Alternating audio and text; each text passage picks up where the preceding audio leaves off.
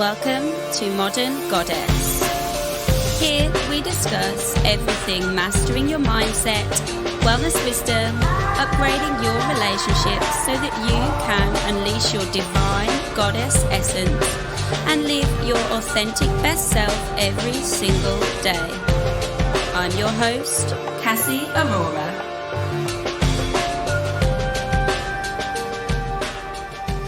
Hi, welcome back. I am doing another podcast in the park for you. And so I'm glad you're back with me. I hope you enjoyed the last episode with Sean, Mina, and with Dana. If you haven't caught those episodes, I highly recommend you take a listen. I'm actually going on Sean's podcast, Unstuck, I'm very excited about that because it's a podcast I've listened to for a while. And I'm going on to talk about astrology. What else? And I hope you're well this Friday. Although this podcast will not come out on a Friday. And I don't have hiccups today. So, we're winning. So I'm currently out on my walk between clients. Many of you probably know my coaching practice is full. And this is why obviously I'm doing my group coaching now, because if you want to work with me, you kind of have to go through the group coaching program or wait till October. I forget what month we're in, because there's kind of no in between, which is exciting, but also, make sure you are jumping on that wait list if you want to work with me, because I'm full. And I know what it's like to feel like, actually, I feel like I want some guidance. I feel like this is my person. Christina was my person for business, and I was like, right, I'm going to work with Christina. And so I knew that when there was an opening, I had to get in there. But I digress. Christina being Christina Rice, those of you that are new to my podcast, she came on the podcast, I don't know, like a few months ago now. Maybe like January, I think. But it was so good, and I was so blessed that she came on. But, so today I wanted to, I really felt like I wanted to talk about this for a while. But I'm thinking, let's dive into it. So let's talk about money and money mindset. Now, when I said that, what came up in your body? I cannot tell you how many issues people have around money. You probably have some issues. I've definitely had to work through a lot of beliefs and constructs and things around money. In fact, I know a single person that's walked in this planet who hasn't had some kind of money issue they've had to work through. Unless, they're kind of like some person that's like born into abundance and affluence. For example, people always say, why do poor people stay poor and rich people stay rich? Well, if you're born into a reality where richness is the only thing you know, guess what? You're going to get that. Whereas if you're born into a reality where poverty is the only thing you know, it's a lot harder to break free from that. And I was definitely born into not poverty, but it was definitely brought into a family where the belief was you have to work hard to earn money.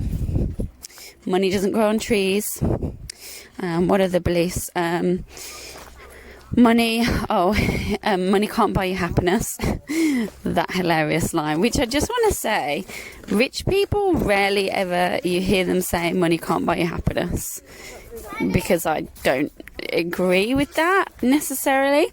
You get the picture. And I want you to think about some of those phrases I've said and whether you grew up in that kind of environment, and also with parents that were like, always conscious about money, and parents are always like, oh, and how much was that, and how much was that. I'm really lucky I don't have parents, because one's dead and one's never around and doesn't care. But by the by, there's kind of like a benefit to it. And my grandparents are around, and they definitely have money blocks. They're like, oh, you should always do something that makes you happy over money. And I'm like, why can't you have both? Surely it's possible to have both. So when it comes to money, we're not only dealing with the beliefs of our family, we're kind of dealing with the beliefs of like society. So I don't know about you, but definitely where I'm from, a lot of the supermarkets, for example, where I was born, are ones where it's like a bargain place, or like, I can't say the names, so you fill in the gaps. Bargains. One of my favourite sentences, which I say, is bog off, because it's just funny, but it actually means buy one get one free. And I'm not averse to promotions, by the way. If you're on my mailing list, you know I love to throw out a promotion. But like this whole thing around cheapness being something we want to look for, and anything other than that is, is not good for us. But cheapness has got our back.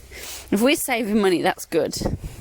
Now, I'm not saying go and piss your money up the wall because you want to make yourself feel better, because that then in itself isn't respectful for money. But I want you to think about money like a relationship.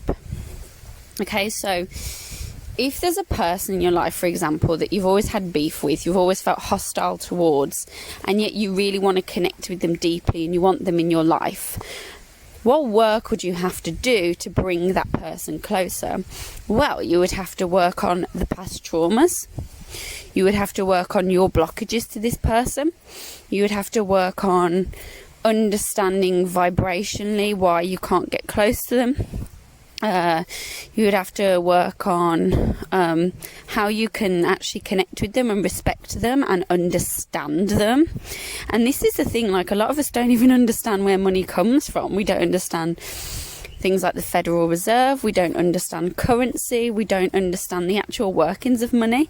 So then it's like when you're trying to bring money in and you don't even understand the structure of it, well, they don't teach you that shit in school, and it makes you feel like powerless to it. So that's another thing. And so we need to think about money, and the more that we resist it and don't dive into it, and we're like, money is filthy and rich people are horrible, these are all generalizations that literally send money further away from you, because the universe doesn't care what you have. Literally, it doesn't care. It's just about frequency. So you can't attract anything into your life that you are not a vibrational match to. So dealing with my poverty mindset means, and I want you to hear me out here, I never had money. In fact, one of my best friends, and I love her dearly, and if she does listen to this, she may not even remember this thing, but it deeply hurt me at the time. But it made me really think, well, fuck me. If that's how people know me, I really need to sort my shit out. So about 7 years ago, I was in quite a low place anyway, and she introduced me to a group of friends, and she said, this is Cassie, she never has any money. And I'm like, of all the things you could introduce me to, I was a musician, I was a kind person, there was a lot of things you could have picked, but that's what she went for. And it hurt me at the time, but there was truth in it, because I never did, and I honestly never had it. It was painful. And all the time I just felt like, why is it so hard for me? Well, I have Saturn in my second house, which explains a lot, but again, it's just excuses. I can blame my astrology, I can blame my parents, I can blame my upbringing, I can blame rich people for being the problem, I can blame the bloody elites at the top who rule the government. No, I could sit there and blame it, but at the end of the day, if I just get savvy about money and decide this is something I want more of in my life, and I work on all the resistance to it, guess what? More and more have started to come. And through my business, nonetheless, I still have a few beliefs that I need to definitely move past with money. For example, I still have the belief I need to work harder for it. I am letting that go, definitely. I work about 15 hours with clients a week. That is enough for me. I'm a projector, and if you knew the energetic type of work I did, it's really intense. So you kind of get like, why?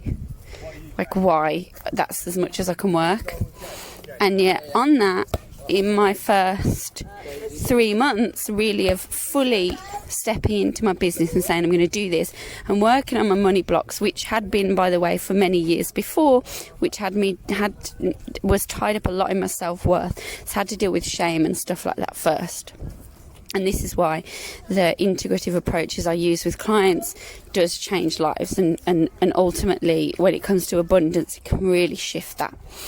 But when we essentially, like, I built my business from, like a steady, like £800 a month, and I thought I was fine with that. I thought I could live on this, and like that's all I'd ever earn. And then when it started really, I remember setting the target that I wanted 10 grand in a month.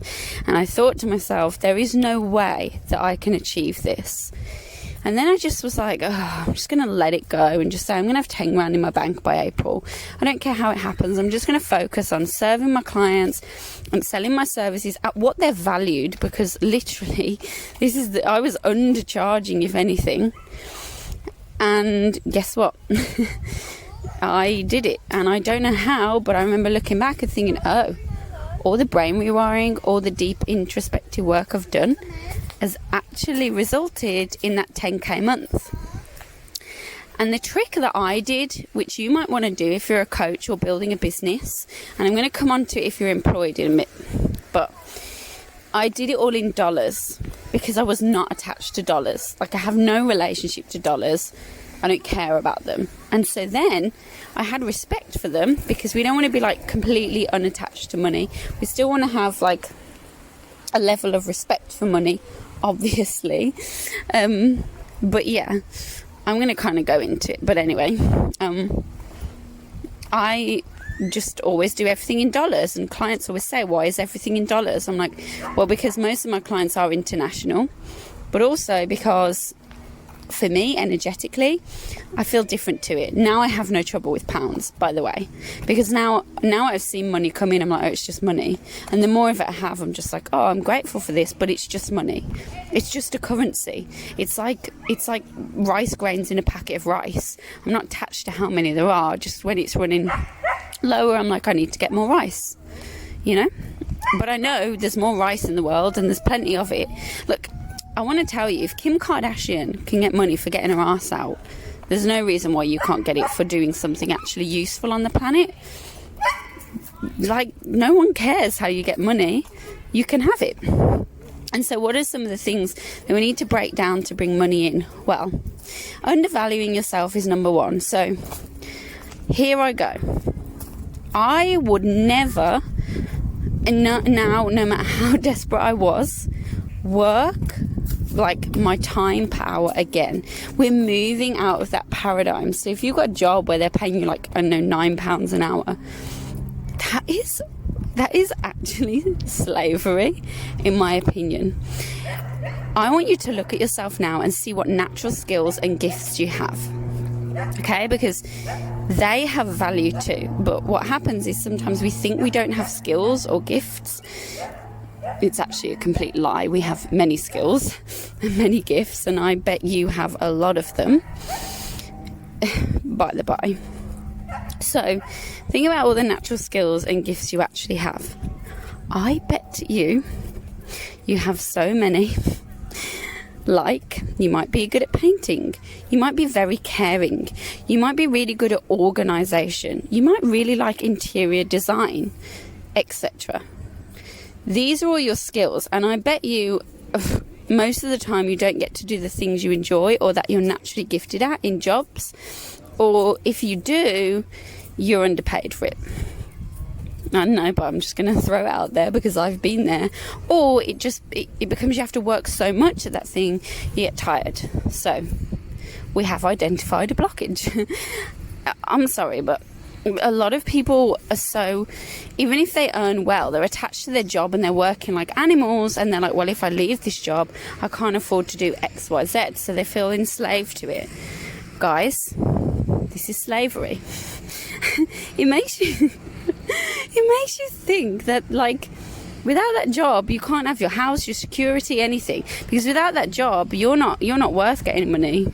Sorry, universe doesn't want to provide for you because you don't want to do the job thing. So universe is going to make you starve. Can you hear how silly that is? If I don't work this job for these other people, if I don't suffer, if I don't like work really hard and feel like shit every day, then no abundance for me. No security for me. Okay, come on.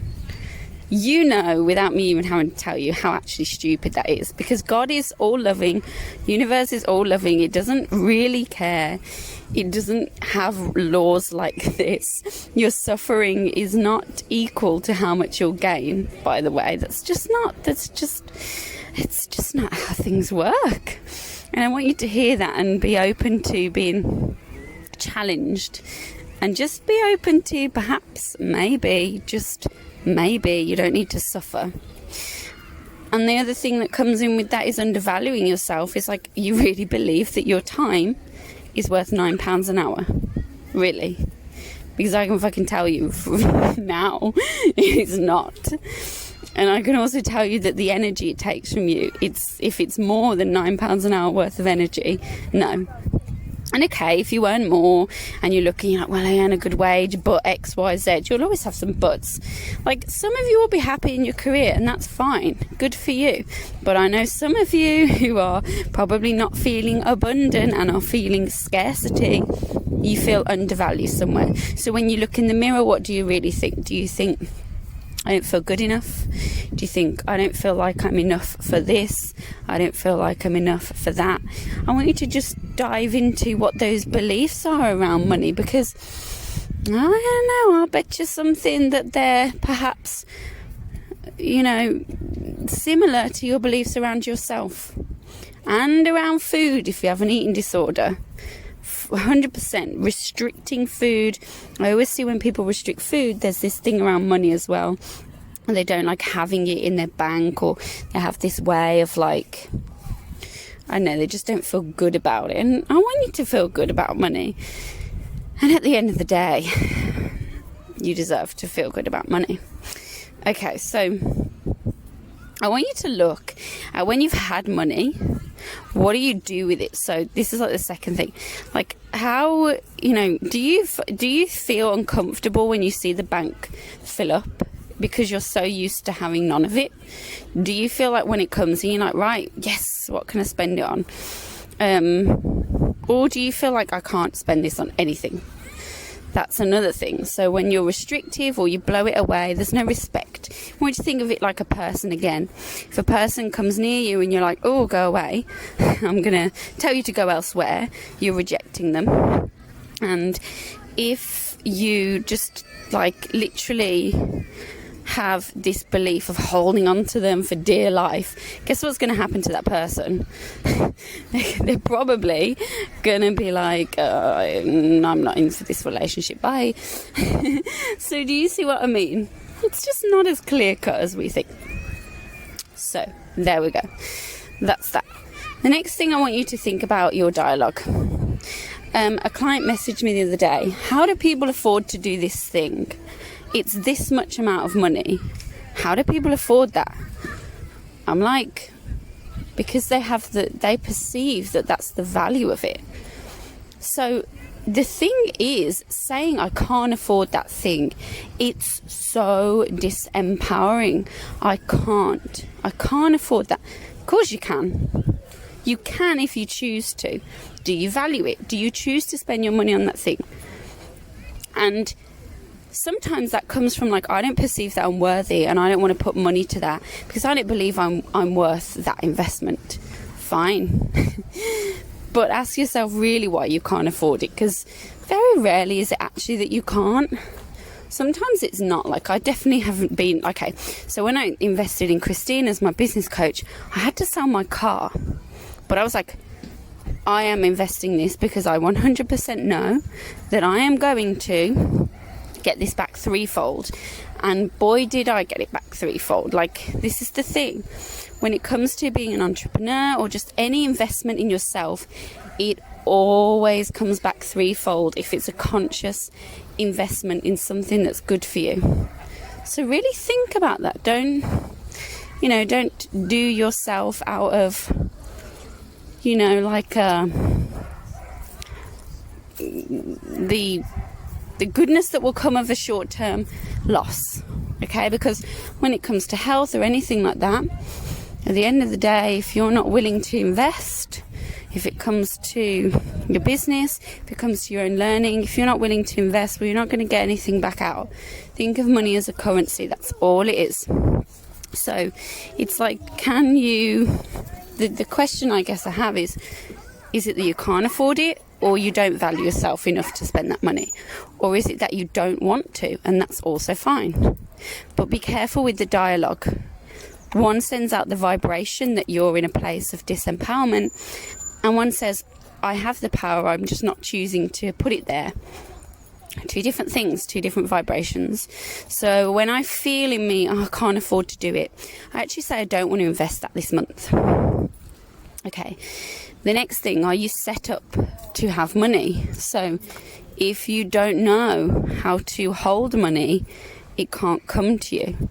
For example, if you do what I did when I started having money, keeping like £15,000 in my current account, stupid idea. I didn't know what to do with it. I'd never had that money. So it was like, okay, savings account, yes, but getting more savvy with it. For example, understanding our money system, which I highly encourage you to go and look at. Money, as we know it, in terms of paper notes, it's going to be gone soon. That's just the truth. There are two types of money I encourage you to explore that will actually give you returns. Our money system is based on debt, and I won't go into it, but they just print more money than there is, and it's a mess. Right, I'm not going to go into it, but it's based on debt. So instead, I encourage you to explore the idea of gold. That is God's money. It's finite. Gold and silver are the way to go. They're just going to skyrocket, and their price probably isn't going to come down anytime soon. The next thing, crypto. I've been saying it in astrology for ages, but cryptocurrency, it is the way forward. You need to really make sure you know what you're doing with crypto, and it can be a bit up and down, but I'm very sure there's about to be a big spike. With Uranus in Taurus, astrologically, this is the time to invest in crypto, because eventually currency is going to be a thing of the past. Trust me on that one. I won't go into how crypto is used or how it's farmed, etc. But I am really into crypto, and that is how I make passive income. It's about getting savvy. So understanding how our system works will mean that you can understand money more, and you can connect with it better and welcome it in. Because think of it like a relationship. If you don't understand your partner, there is no way you're going to connect deeper. You're just going to try and get to love them, but there's no, you're still starving them. It's the same with money. So I guess those are my things. Now, I want you to move your lens, if you're in a real poverty place, from this place of money is for other people, or whatever stories you have around money, just let them go, because that might not feel easy to do, but if you hold on to them, you're just staying limited. So something I ask my clients to do is, we do a lot of deep work, which I actually can't do with you on this, and that's probably the bulk of it, to be honest, around money. But one simple thing you can do is to actually write a letter to money. And when you write a letter to money, watch everything change.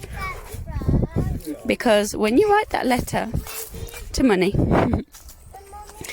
what will happen is that you will start to see, and write it from a heart space, really your relationship with money. And it's actually a very emotional thing to write a letter to money. Dear money, when we first met XYZ, I remember feeling like this about you when I was younger.